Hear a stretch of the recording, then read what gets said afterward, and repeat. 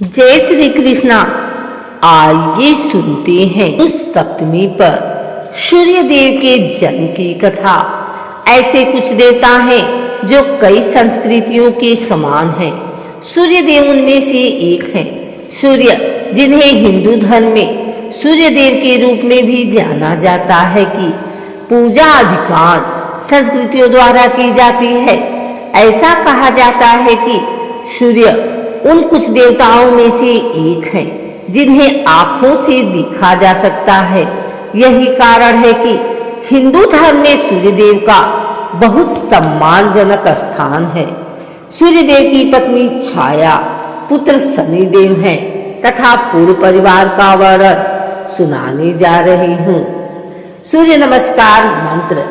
सूर्य को जल देते हुए सूर्य नमस्कार मंत्र का जाप करें, जो कि मन और तन को शुद्ध करता है और साथ ही आपको आत्मिक शांति प्रदान करता है। इससे मन शांत और प्रसन्न रहता है। सूर्य मंत्र को रोजाना जाप करें। इसे बहुत ही जल्दी और सुखदायी फल प्राप्त होते हैं। सूर्य मंत्र के जाप से चिंता, तनाव, नकारात्मक सोच और मानसिक परेशानियों से छुटकारा मिलता है और जातक का मन शांत हो जाता है। सूर्यदेव की आरती आप सूर्योदय होने के बाद किसी भी समय कर सकते हैं, जो कि हमारे जीवन के लिए बहुत ही लाभकारी है। सूर्य आरती को नियमित रूप से पढ़ने से मन को शांति मिलती है और आपके जीवन से सभी बुराइयां दूर होती हैं। फलस्वरूप आप स्वस्थ, धनवान और समृद्ध बनते हैं। सूर्य चालीसा का पाठ करने से शुभ फल की प्राप्ति होती है। इसका पाठ करने से आपके जीवन के सभी दुख दूर हो जाते हैं। नवग्रहों में सूर्य को सबसे उच्च स्थान पर माना गया है, जो कि कमल के आसन पर विराजमान है, जिनके सिर सोने का मुकुट और गले में रत्नों की माला है और जो 7 घोड़ों के रथ पर सवार रहते हैं। ये 7 घोड़े इंद्रधनुष के रंगों और सूक्ष्म मानव शरीर के 7 चक्रों का भी प्रतिनिधित्व करते हैं। सूर्य के 2 हाथों में प्रत्येक में एक एक कमल और कभी 4 हाथों में कमल, शंख, चक्र और गदा पकड़े हुए दिखाया गया है। हिंदू धर्म में सूर्य देवता को विराट पुरुष या स्वयं भगवान कृष्ण के विश्व रूप की आंख माना जाता है। संयोग से लोगों, संतों और यहाँ तक कि असुरों या राक्षसों द्वारा भी सूर्य की पूजा की जाती है।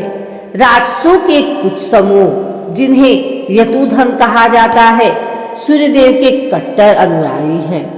आइए सुनते हैं सूर्यदेव के जन्म की कथा।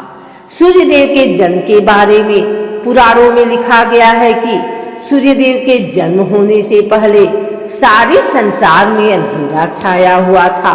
इनके पिता का नाम ऋषि कश्यप था, जो कि ब्रह्मा जी के पुत्र मरीचि के बेटे थे, और उनकी पत्नी का नाम अदिति था।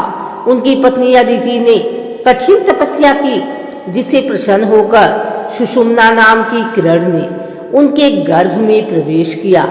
गर्भ धारण करने के बाद बहुत अधिक कठिन व्रतों का पालन करने लगी। एक दिन जब उनके पति को यह पता चला तो उन्होंने अपनी पत्नी से कहा, तुम इस तरीके के कठिन व्रत रखकर क्या गर्भ में पलने वाले बालक को मारना चाहती हो? इस बात का उनके मन पर इतना अधिक असर हुआ, उन्होंने अपने बालक को उदर से बाहर कर दिया, जो कि दिव्य तेज से प्रज्वलित हो रहा था। इस तरह से भगवान सूर्य का जन्म हुआ। सूर्य देवता 7 घोड़े के रथ पर सवार होते हैं। इनके घोड़ों का तेज बहुत ही विकराल होता है। यह 7 घोड़े हफ्ते के 7 दिनों को दर्शाते हैं। सूर्य देव के साथ ही अरुण देव हैं, जो कि गरुड़ देव के भाई हैं। माना जाता है कि सूर्य देव अपनी यात्रा कभी भी समाप्त नहीं करते, क्योंकि इसे बंद करने से सारा ब्रह्मांड ठहर जाएगा। इसलिए वह हमेशा रथ पर सवार होकर अपनी यात्रा को जारी रखते हैं। पौराणिक कथा के अनुसार सूर्यदेव की 2 पत्नियां हैं, जिनमें से उनकी एक पत्नी का नाम संज्ञा और दूसरी का नाम छाया है। इनकी पुत्र और पुत्री मिलाकर 10 संतानें बताई गई हैं। शनिदेव छाया के पुत्र हैं, जिन्हें न्याय देने वाला कहा जाता है। देवों के देव शिव ने उन्हें वरदान देकर 9 ग्रहों में सबसे उच्च स्थान पर शामिल किया है। सूर्य और माता संज्ञा की पुत्री यमुना नदी है, जिन्हें यमी के नाम से भी जाना जाता है। सूर्य के सबसे बड़े पुत्र यमराज हैं। सूर्यदेव की सबसे छोटी संतान रेवंत है, जो हमेशा अपने पिता यानी कि सूर्यदेव की सेवा में रहते हैं। सूर्यदेव के प्रमुख अस्त्र पास, शक्ति और चक्र हैं। तुलसीदास जी द्वारा रचित रामायण में सुग्रीव के पिता सूर्यदेव को बताया है। सुग्रीव ने प्रभु राम को रावण पर विजय दिलाने में मदद की थी। राम भी सूर्य के वंशज हैं, वे सूर्यवंशी हैं। महाभारत में सूर्य का काफी महत्व है। एक काव्य के अनुसार कुंती को क्रोधी ऋषि दुर्वासा से एक मंत्र के लिए दीक्षा मिली थी।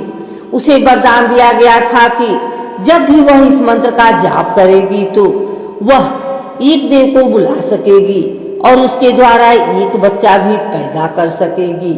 इसकी गंभीरता को समझे बिना कुंती ने सूर्य को बुलाकर मंत्र की परीक्षण किया। सूर्य को मंत्र के दायित्व को पूरा करने के लिए मजबूर किया गया था। उसने चमत्कारिक रूप से उसके लिए एक बच्चे को जन्म दिया। एक अविवाहित मां बनने के विचार को सहन करने में सक्षम नहीं थी। इस कारण से कुंती को अपने बेटे कर्ण को त्यागने के लिए मजबूर होना पड़ा, जो बाद में सबसे महान योद्धा बना। पौराणिक कथा के अनुसार हनुमान जी ने बालपन में सूर्यदेव को पका हुआ आम समझ लिया और वह उनका पीछा करने लगे, क्योंकि हनुमान जी को आम बहुत ही प्रिय थे। जब उन्होंने महसूस किया कि सूर्यदेव सर्वज्ञानी शिक्षक हैं, तब हनुमान ने सूर्यदेव को अनुरोध किया वह मुझे अपने शिष्य के रूप में स्वीकार करे।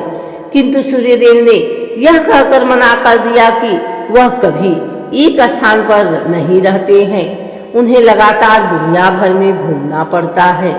हनुमान सूर्यदेव का पीछा करते रहे और लगातार याचना करते रहे। तब सूर्यदेव सहमत हुए और हनुमान को ज्ञान देने के लिए तैयार हुए। सभी सूर्यदेव की पूजा करते हैं। सूर्य को बुद्धि, आत्मविश्वास, अच्छी स्वास्थ्य, साहस, नेतृत्व, गुण, स्वतंत्रता, सफलता, शक्ति का दाता माना गया है।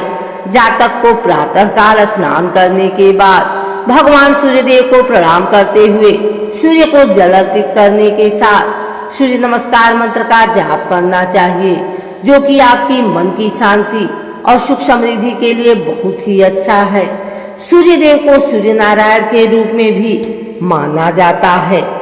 सूर्य हमेशा से ज्ञान, शक्ति और स्पष्टता का प्रतीक रहा है। उन्हें अंधकार को दूर करने और किसी के जीवन को रोशन करने के रूप में देखा जाता है। जीवन में जागरूकता और ज्ञान का प्रकाश लाने के लिए सूर्य की प्रार्थना की जाती है। 9 ग्रहों का उल्लेख हिंदू धर्म से जुड़े कई ग्रंथों और अनुष्ठानों में मिलता है। यहाँ तक कि बहुत स्थानों पर 9 ग्रह की पूजा भी की जाती है। किसी व्यक्ति पर इन ग्रहों द्वारा डाले गए किसी भी नकारात्मक प्रभाव को कम करने के लिए इनकी पूजा की जाती है। 9 ग्रहों में सूर्य प्रमुख है और शनि के पिता भी हैं। योगी सूर्य और उससे संबंधित पहलुओं पर बहुत जोर देता है, जिस तरह से हम जानते हैं, और उससे आगे एक सौर चक्र लगभग 12 वर्ष का होता है। और ऐसा कहा जाता है कि अगर कोई इस चक्र के साथ खुद को संरक्षित करता है तो वह और अधिक संतुलित हो जाता है और जीवन में कई समस्याएं स्वाभाविक रूप से समाप्त हो जाती हैं।